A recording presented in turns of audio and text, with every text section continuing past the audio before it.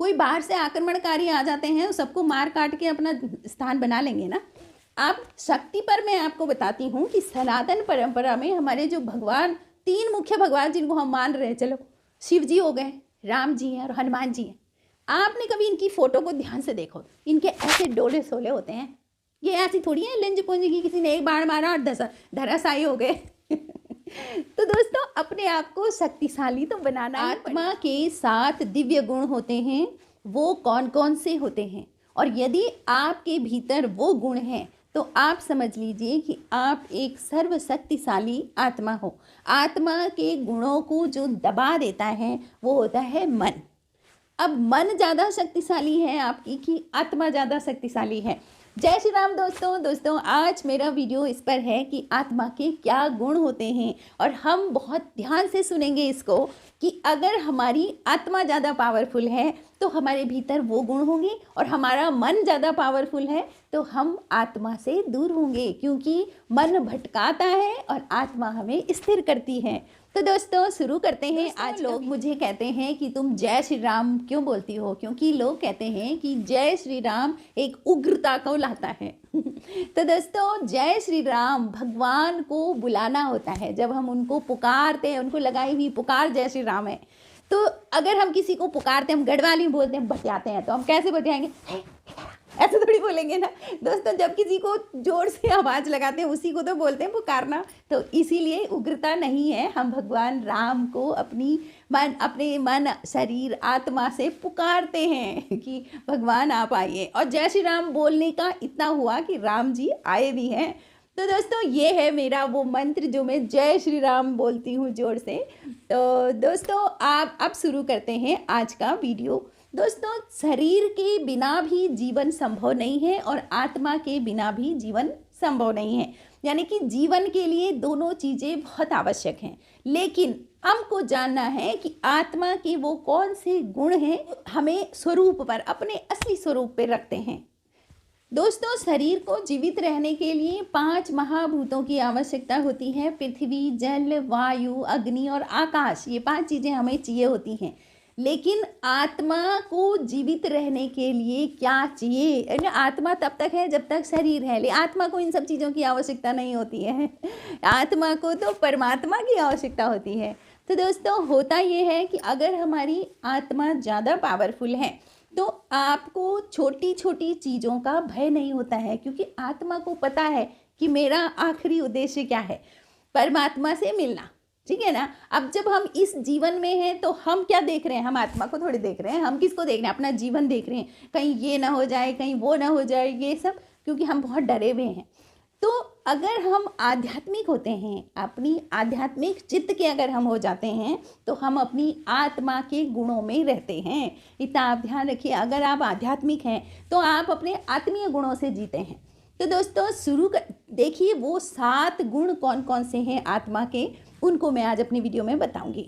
दोस्तों, रोज़ की तरह अगर आपको मेरा वीडियो पसंद आता है तो मेरे वीडियो को लाइक करें, कमेंट भी करें, शेयर भी करें और मेरे चैनल को सब्सक्राइब करें।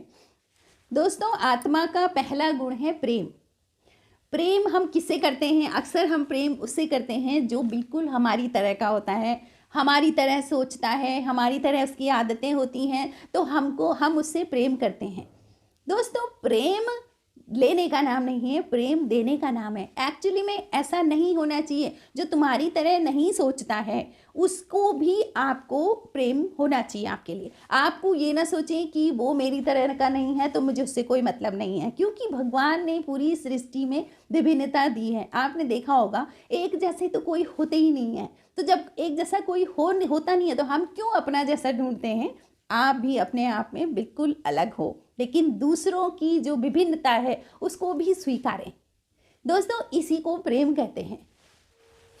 आत्मा से आत्मा का संबंध बनाने से आपके बड़े बड़े कार्य भी बन जाते हैं, लेकिन आपको आत्मा तक पहुंचना भी तो पड़ेगा पहले। तो इसीलिए कहते हैं ना, ध्यान मेडिटेशन करके आप कहाँ जाते हो? आप उसकी आत्मा से कनेक्ट होते हो। जब आप मेडिटेशन करके किसी रिश्ते को आप मैनिफेस्ट करते हो तो आप उसके शरीर तक नहीं रहते हो, फिर आप उसकी आत्मा तक पहुंचते हो। आपका कभी कोई काम नहीं बन रहा है, आप एक बार मेडिटेशन करके वहाँ जाएं और उनसे अपने काम के लिए बोलें। हो ही नहीं सकता कि आपका काम ना बने, क्योंकि जो सामने वाला है उसका कनेक्शन आत्मा से बन गया। आत्मा कभी किसी को हानि नहीं पहुँचा सकती। दोस्तों कहते हैं ना कि जिस्म की बात नहीं है, अब तो रूह तक जाना है। मतलब प्रेम वो होता है जो आत्मा से होता है। दूसरी चीज़ मैं रोज़ कहती हूँ कि प्रेम सिर्फ देने का नाम है। प्रेम में लेना नहीं, अपेक्षाएं नहीं है। अपेक्षाएं अगर होंगी ना तो वो प्रेम नहीं है। वो तो सिर्फ आकर्षण है कि उसने मेरा कहना माना, या मैंने उससे जो बोला उसने मुझे दिया, तो ये प्रेम नहीं है, ये आकर्षण है। प्रेम तो वो होता है कि जो आपके विपरीत है ना, आप उसको भी प्रेम करें, तब आप समझ लो कि आप अपने आत्मा के गुण में हो। तो आत्मा का पहला गुण हो गया प्रेम। अब जानते हैं दोस्तों आत्मा का दूसरा गुण। दोस्तों दूसरा गुण हो गया उसका शांति। आत्मा की जो अपनी स्थिति है, एक्चुअली में आत्मा की जो स्व स्थिति है, अपनी स्थिति है, वो शांति है। अब इस शांति को भंग कौन करता है दोस्तों? इस शांति को भंग करता है मन। विचारों, विकल्पों, संकल्पों का निर्माण करना हमारे मन का काम है। अब वो भटका देता है, वरना आत्मा आपकी बिल्कुल शांति में रहती है। जो कि मन को किसने दिया है ये गुण? प्रकृति ने दिया है, क्योंकि उसको प्रकृति जो भगवान की जो माया है वो वही तो बता रही है कि भाई यहीं लिप्त रहो, क्योंकि तुम अभी यहीं पर हो। अभी हमारे लोग की बात मत करो, ठीक है ना। तो भगवान ने, क्योंकि यहाँ पर धरती पर हम हैं, तो उन्होंने माया ऐसे घुमा रखी है और वो गुण किसको? मन को दे दिया है कि भटकाओ। तो दोस्तों मन और आत्मा आप समझ गए होंगे। तो आत्मा की जो अपनी स्थिति है वो तो शांति ही है। अगर हम आत्मा की स्थिति में रहते हैं तो हम शांत रहते हैं, क्योंकि हम डरते नहीं हैं। हम क्यों नहीं डरते हैं? क्योंकि हमें पता है कि हमको एक दिन तो यहाँ से जाना ही है, कुछ भी साथ नहीं ले जाना है। हाँ, अगर आपको कुछ चाहिए तो हम उसी परमात्मा से मांग सकते हैं ना। आत्मा को परमात्मा से कनेक्ट करवा के हम सब कुछ मांग सकते हैं, लेकिन पर आत्मा की अपनी स्थिति शांति। तो क्या करें? हम मन को सोचने से रोक नहीं सकते हैं। बिल्कुल मन को ये नहीं बोल सकते हम, नहीं तुम बिल्कुल नहीं सोचोगे इधर, क्यों नहीं रोक सकते हम उसको। लेकिन संकल्पों और विचारों को नई दिशा देने के लिए ही परमात्मा की आवश्यकता होती है कि हम क्या सोच रहे हैं, हमारे विचार अच्छे हो जाएं, हमारे संकल्प दृढ़ रहें। तो इसके लिए हमें किसकी आवश्यकता होती है? परमात्मा की। परमात्मा यानी कि अपनी पूजा पाठ ध्यान साधना की आवश्यकता होती है। तो व्यक्ति परम सुख से ऊब सकता है। आपको जब सुख होता है ना, तो आप सुख से एक बार ऊब जाओगे, लेकिन परम शांति से आप कभी नहीं ऊबोगे, क्योंकि वो परमात्मा हमारी आत्मा की स्थिति है। सुख तो ऐसे ना मन के लिए है। अभी आपने जो चाहा वो आपको मिल गया, तो आपको सुख मिल गया, तो वो क्या है? आपकी मन के लिए अच्छा है। लेकिन शांति आत्मा की स्थिति है, और आत्मा की स्थिति से आप ऊब नहीं सकते हो। तो दोस्तों ये था आत्मा का दूसरा गुण, शांति। दोस्तों आप जानते हैं आत्मा का तीसरा गुण। आत्मा का तीसरा गुण है ज्ञान, जिसको हम इधर उधर ढूंढते रहते हैं। तो आत्मा का तीसरा ज्ञान है आत्मज्ञान। सभी गुणों का मूल है आत्मज्ञान। अगर आपको अपनी आत्मा का ज्ञान हो गया ना, तो वो सभी गुणों का मूल है। सत्य असत्य, उचित अनुचित, लाभ हानि, इस सब की जानकारी अगर हमें हो जाए तो हम आत्मा के स्वरूप में हैं, यानी ज्ञान में हैं। हमें पता है कि यहाँ कोई लाभ नहीं होता, कोई हानि नहीं होती है।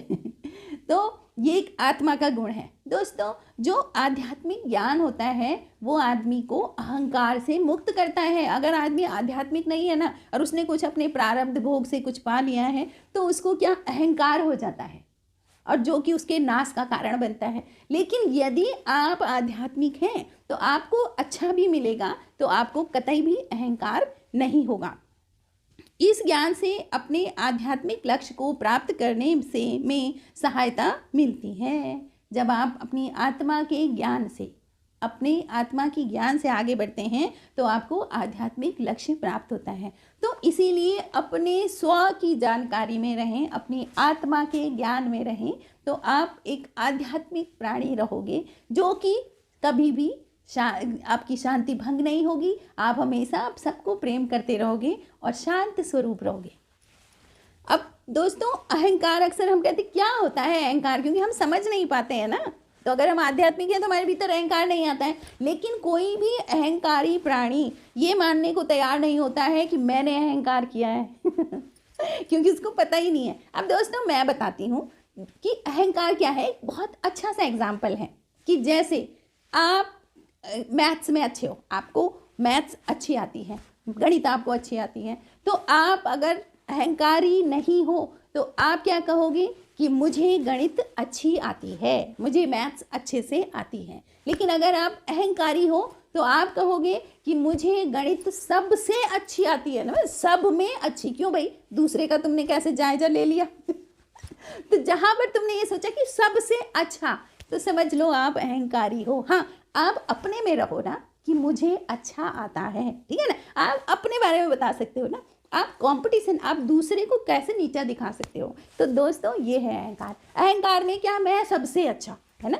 अगर आप अहंकारी नहीं हो तो आप बोलोगे सब अच्छे पर मैं भी अच्छा, है ना। तो इस तरह से इसको कहते हैं अहंकार। आपको समझ आ गया होगा कि अहंकार में क्या होता है, सब नीचे और मैं ऊपर, ठीक है, मैंने ये कर दिया, मैंने वो कर दिया, तो वो होता है अहंकार। तो आध्यात्मिक ज्ञान से अहंकार मिटता है। और आत्मा का तीसरा जो मैंने गुण बताया है वो है ज्ञान। आत्मा का चौथा गुण है सुख दोस्तों हमें लगता है कि आज मुझे एक सामान ले लिया, मैंने वॉशिंग मशीन ले ली तो मुझे सुख मिल गया, आज मैंने अपना घर बना लिया मुझे सुख मिल गया। मतलब भौतिक संसाधनों में आज मेरा बेटा नौकरी लग गया मुझे सुख मिल गया। नहीं, आत्मा अंदर से भीतर से हमेशा सुखी होती है। ये भौतिक चीज़ों में सुख नहीं होता है। व्यक्ति सुख की तलाश में है लेकिन मिलते तो दुख भी है यहाँ तो ऐसा जैसे एक पेज पलटता है ना, फटाक से एक पेज पलटा सुख, दूसरा पलटी मार गई दुख। तो सुख दुख मिलता ही रहता है। लेकिन आत्मा का जो अपना गुण है वो सुख है। कुछ लोगों को अपने शरीर का बहुत सुख है, मतलब मैं सुंदर हूँ या मैं स्वस्थ हूँ, है ना, इसका सुख है। एक बीमारी आ गई ना तो शरीर भी गया, ठीक है ना, तो वो सुख भी खत्म। तो दोस्तों असली सुख तो परमात्मा का है, बस उसका दिया हुआ जीवन, उसका दिया हुआ प्रसाद है। अब आप उसको ऐसे जियो और जो चीज़ें आती हैं उसको बहुत शांति से एक्सेप्ट करो और बोलो कि प्रभु सब तुम्हारा, अब सब आपका है जो मिल रहा है, बस मुझे शक्ति दो और अपने कर्मों पे बहुत ध्यान दो, बस यही काम कर सकते हैं हम।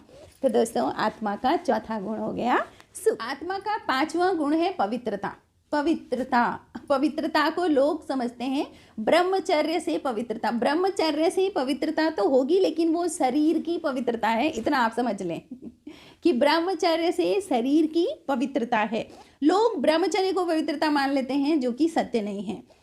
फिर मन वचन कर्म व्यवहार और चिंतन में पवित्रता आनी चाहिए, लेकिन शरीर की पवित्रता भी आवश्यक है। देखो वो भी ऐसा नहीं है कि आपने शरीर को अपवित्र कर रखा है और आप कह रहे हो कि हम पवित्रता में जा रहे हैं। तो लेकिन असल में जो पवित्रता होनी चाहिए मन से, वचन से, कर्म से, व्यवहार से और चिंतन से आपके भीतर पवित्रता होनी चाहिए। और मन की पवित्रता तो अत्यधिक आवश्यक है। और मन किससे मिलेगा? आहार से। अगर आपका अच्छा एक सात्विक आहार लेते हैं तो आपका मन पवित्र रहेगा, इतना ध्यान रखिए। तो मतलब कुल मिला के हम किसी को भी इग्नोर नहीं कर सकते। हम शरीर की पवित्रता भी चाहिए, मन की पवित्रता भी चाहिए और आत्मा तो अपने आप में पवित्र है ही, ठीक है ना। तो मन वचन कर्म चित्त चिंतन से अपने आप को पवित्र रखें। आत्मा का छठा गुण हो गया शक्ति, पावरफुल। आत्मा जो है पावरफुल है। किससे पावरफुल है? ज्ञान से, ठीक है। देखो क्योंकि आत्मा को ज्ञान है इसलिए पावरफुल है। लेकिन अगर आप अपनी आत्मा से जीते हैं तो आप भी पावरफुल हो। दुख के 3 कारण हैं, ज्ञान, अभाव और शक्ति। अगर आपके पास ज्ञान नहीं है, आपके पास चीज़ों का अभाव है और आपके पास पावर नहीं है, शक्ति नहीं है, तो आप क्या हो? दुखी हो। तो आपको सुखी होने के लिए इन्हीं 3 चीज़ों की जरूरत है। देवी को बलि के लिए शेर नहीं चुना जाता है। आप ध्यान देना, आप पहले के बलि प्रथा थी ना, तो क्या शेर की बलि देते हैं? किसकी बलि देते हैं? कमज़ोर की ना। तो उसके लिए बेचारा मुर्गा बकरा ही चाहिए क्योंकि वो कमज़ोर है, किसी का कुछ नहीं बिगाड़ सकता वो। तो इसीलिए आत्मा सबसे अधिक शक्तिशाली है। तो इसीलिए कहते हैं कि अपने आप को भी शक्तिशाली बनाओ। और शक्तिशाली आप शरीर से तब बनोगे, पहले आप आत्मा से शक्तिशाली बनोगे, अगर आत्मा के इन गुणों को आप समझते हो तो। देखिए लोग कहते हैं कि बिल्कुल हरे राम हरे कृष्ण में जपने बैठ जाओ और बैठ जाओ एक जगह और बाकी कुछ अपने आप को बिल्कुल ऐसे बना दीनहीन। अरे कोई बाहर से आक्रमणकारी आ जाते हैं, सबको मार काट के अपना स्थान बना लेंगे ना। आप शक्ति पर मैं आपको बताती हूँ कि सनातन परंपरा में हमारे जो भगवान, तीन मुख्य भगवान जिनको हम मान रहे हैं, चलो शिव जी हो गए, राम जी हैं और हनुमान जी हैं। आपने कभी इनकी फ़ोटो को ध्यान से देखो, इनके ऐसे डोले सोले होते हैं, ये ऐसी थोड़ी है लेंज पुंज की किसी ने एक बाण मारा और धराशायी हो गए। तो दोस्तों अपने आप को शक्तिशाली तो बनाना ही पड़ेगा, और वो अगर आप भीतर से शक्तिशाली हो ना तो शरीर से आप शक्तिशाली हो जाते हैं। कहते हैं ना, अगर आप आत्मा अपने मन में सोचने लगे अरे मैं कुछ नहीं, मेरे बस का कुछ नहीं, तो आप कुछ नहीं कर पाओगे। इसीलिए शक्तिशाली होना भी बहुत ज़रूरी है। और वो शक्ति हमको कहाँ से मिलती है? आत्मा से, क्योंकि आत्मा पावरफुल है। ईश्वर कितने पावरफुल हैं उतने ही हम भी हैं, है ना। तो यहाँ पर इस संसार में अगर कोई आपके एनिमी है तो आप उनको भी भगा सको, मार सको। मैं तो सनातनी बच्चों से भी बोलूँगी कि अपने भगवान को अगर आप पूज रहे हो तो भगवान की तरह अपना बॉडी भी बनाओ, समझ रहे, क्योंकि खतरा तो बहुत रहता है, कब कौन आकर के हम लोगों पे आक्रमण करे। तो हमारे भगवानों ने ये थोड़ी बोला हिंसा मत करो, उन्होंने बोला अगर कोई आपको छेड़े तो छोड़ो मत, क्योंकि राम जी ने रावण को कैसे मार दिया था, है ना। हनुमान जी ने कितने राक्षसों को मारा, तो ये अहिंसा थोड़ी है, तो मारना तो चाहिए ही बिल्कुल। तो उसके लिए आपको शक्तिशाली भी होना पड़ेगा, शरीर से भी शक्तिशाली, शरीर से अपने आप हो जाते हैं। अगर आप आत्मा से शक्तिशाली हो ना तो आप शरीर से शक्तिशाली बन जाओगे। और आत्मा का आखिरी गुण है आनंद, जिसकी प्राप्ति के लिए हम पूरी उम्र लगे रहते हैं कि भगवान हम आनंद में कैसे रहें। भगवान कहता है ले ये ले ले, अब तू आनंद में नहीं। कुछ चीज़ों की थोड़ा समय के लिए वो चीज़ें, वस्तुएं हमको सुख दे सकती हैं, उसके बाद हम फिर से ऐसी हमें आनंद कैसे मिलेगा। तो आत्मा की जो असली अपनी स्थिति है वो आनंद, और आनंद की स्थिति में आप तब रह सकते हैं जब आप हर समय ईश्वर पर विश्वास रखें, ईश्वर पर भरोसा रखें और सृष्टि को ईश्वर की रची हुई रखें। ये नहीं है कि सब कुछ मेरे लिए है, सबके लिए है। तो दोस्तों आपको मेरा वीडियो कैसे लगा आप बताएं, और कमेंट भी करें, और कमेंट में जय श्री राम लिखें। Thank you for watching.